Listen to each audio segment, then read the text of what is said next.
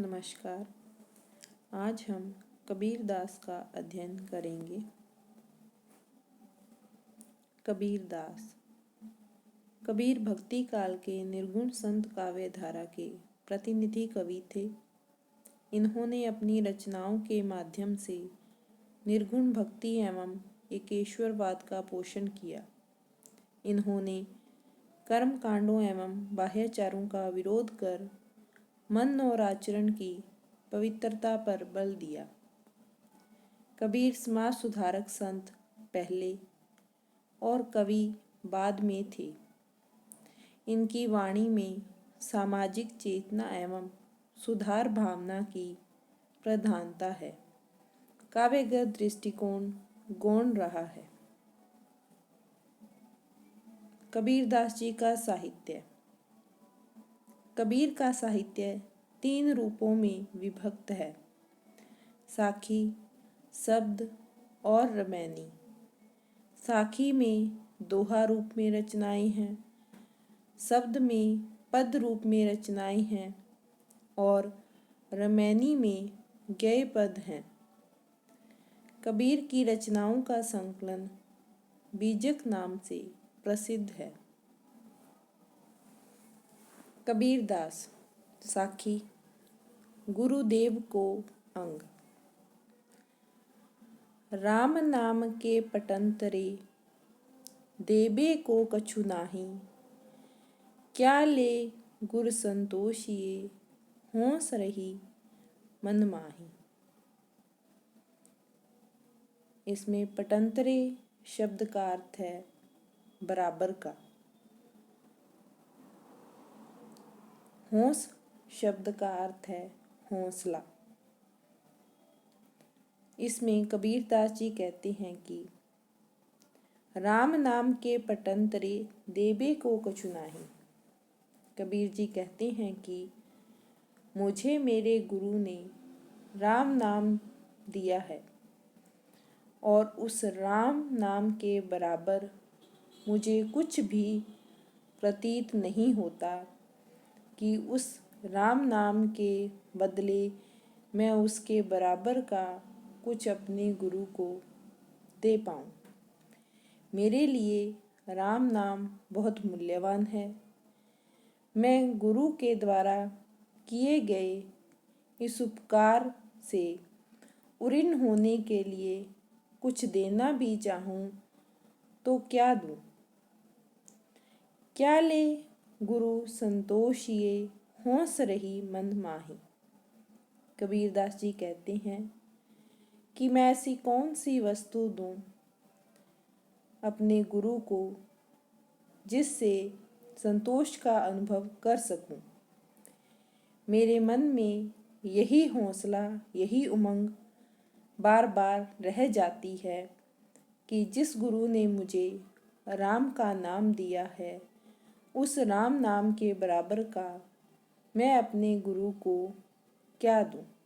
अर्थात राम नाम का ज्ञानोपदेश देने के बदले मैं गुरु को कुछ देना चाहता हूँ, पर देने योग्य वस्तु न पाकर मेरी जो इच्छा है वो मन की मन में ही रह जाती है।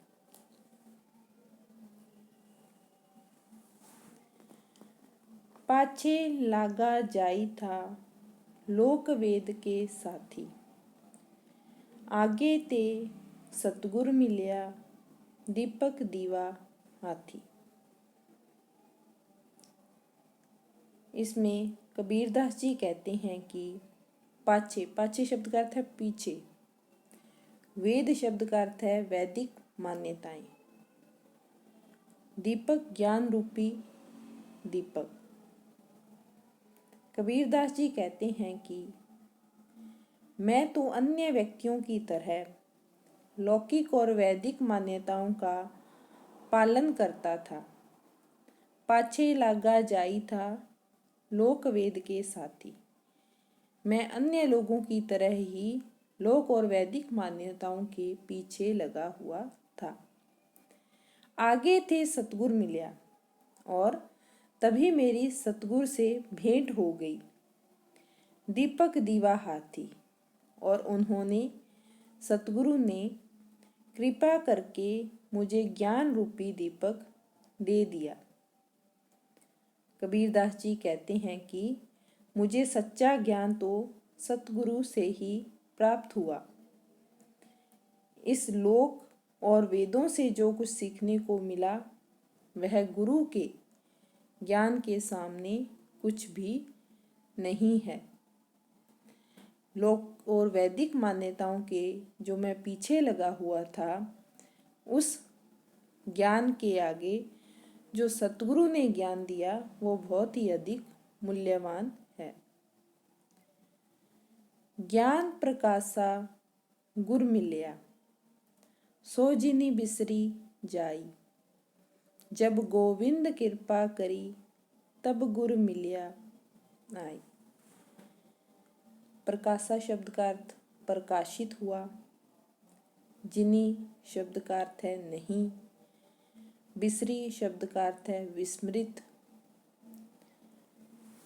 इसमें कबीरदास जी कहते हैं कि मुझे गुरु मिले, ज्ञान प्रकाशा गुर मिला।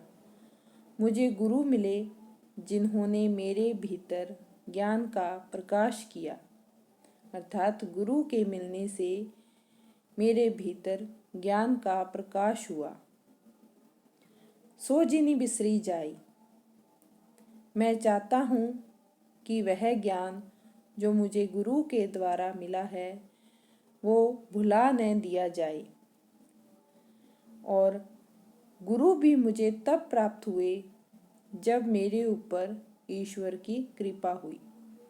जब गोविंद कृपा करी, तब गुरु मिलिया आई। गोविंद शब्द का अर्थ है ईश्वर, कि मुझे गुरु भी तभी मिले जब ईश्वर ने मेरे ऊपर कृपा की। और गुरु के मिलने से ही मेरे भीतर ज्ञान का प्रकाश हुआ। और मैं चाहता हूँ कि वो किसी भी तरह ज्ञान जो है वो भुलाया न जाए। कबीर कहे मैं कथी गया, कथी गया ब्रह्म महेश। राम नाम तत्सार है, सब काहू उपदेश। कथी शब्द का अर्थ है कहना। तत्सार शब्द का अर्थ है सार तत्व। सब काहू शब्द का अर्थ है सभी के लिए। कबीर कहते हैं कि महेश, ब्रह्म और महेश, महेश शब्द का अर्थ है शिव, महेश। कबीर कहते हैं कि ब्रह्मा और शिव ने राम नाम को ही सार तत्व बतलाया है। कबीर स्वयं भी राम नाम को ही सार तत्व मानते हैं। राम का नाम ही सार तत्व है और यही सबके लिए उपदेश है। सबको राम नाम ही अपनाना चाहिए। कबीरदास जी कहते हैं कि मैं भी कहता हूँ और ब्रह्मा और जो शिव जी हैं वो भी कहते हैं कि राम का जो नाम है वो ही सार तत्व है और सभी के लिए सबका हो उपदेश, और सभी के लिए यही उपदेश है। भक्ति भजन हरि नाम है, दूजा दुख अपार। मनसा बाचा कर्मना, कबीर सुमरिन सार। इन पंक्तियों में मनसा शब्द का अर्थ है मन से, बाचा शब्द का अर्थ है वाणी से, और कर्मना शब्द का अर्थ है कर्म से।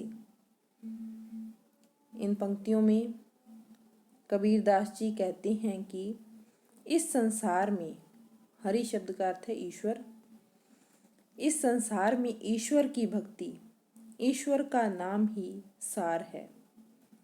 दूजा दुख अपार, ईश्वर के नाम के अतिरिक्त जो कुछ भी है वो सब दुख देने वाले हैं। सांसारिक विषयों से सुख नहीं मिल सकता, इसलिए मनसा यानी कि मन से, बाचा वाणी से, कर्मना कर्म से, सुमरिन सार, सुमरिन यानी कि स्मरण करना। मन, वचन और कर्म से भगवान का स्मरण करना चाहिए। यही जीवन का सार है और जीवन के लिए उपयोगी है।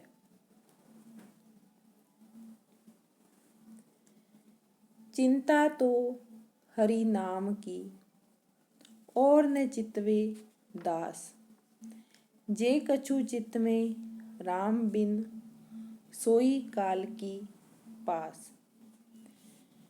चिंता शब्द का अर्थ है चिंतन करना।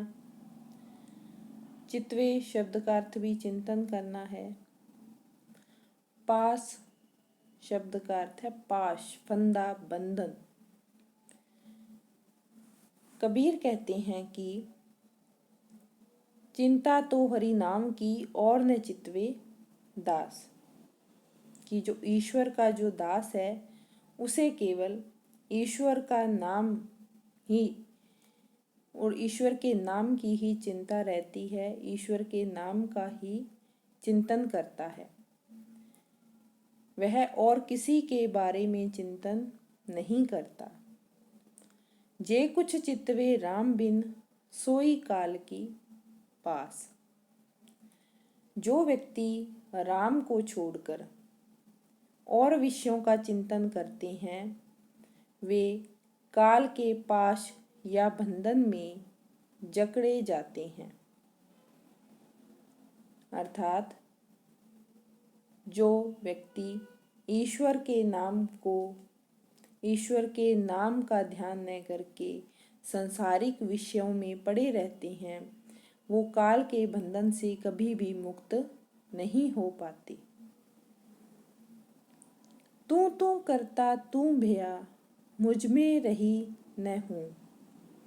वारी फेरी बली गई जित देखो तित तू।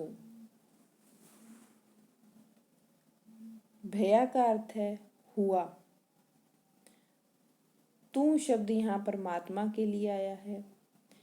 हूँ शब्द का अर्थ है अहम भाव, अहंकार।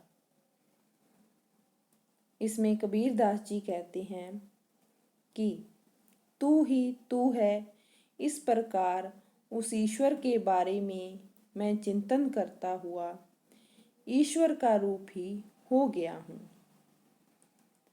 अब मुझ में अहम भाव नहीं रहा, मुझ में रही न हूँ, अर्थात मुझ में अहम भाव नहीं रह गया है। मैं तू ही ईश्वर है, तू ही है, यह करता करता उसी ईश्वर का रूप हो गया, इसलिए मुझ में अहम भाव नहीं रह गया। वारी फेरी बली गई जित देखो तित तू। वारी शब्द का अर्थ है वारना, बलिहारी जाना। फेरी शब्द का अर्थ है चक्कर। कबीर दास जी कहते हैं कि मैं तो उस ईश्वर पर बलिहारी जाता हूँ और अब मैं जिधर भी देखता हूँ उधर मुझे ईश्वर ही दिखाई देता है। अर्थात ईश्वर के बारे में, ईश्वर का रूप, ईश्वर का निरंतर स्मरण करने से, ईश्वर का ही एक अंग मानने से अब मुझे हर जगह, हर स्थान पर ईश्वर ही दिखाई देता है।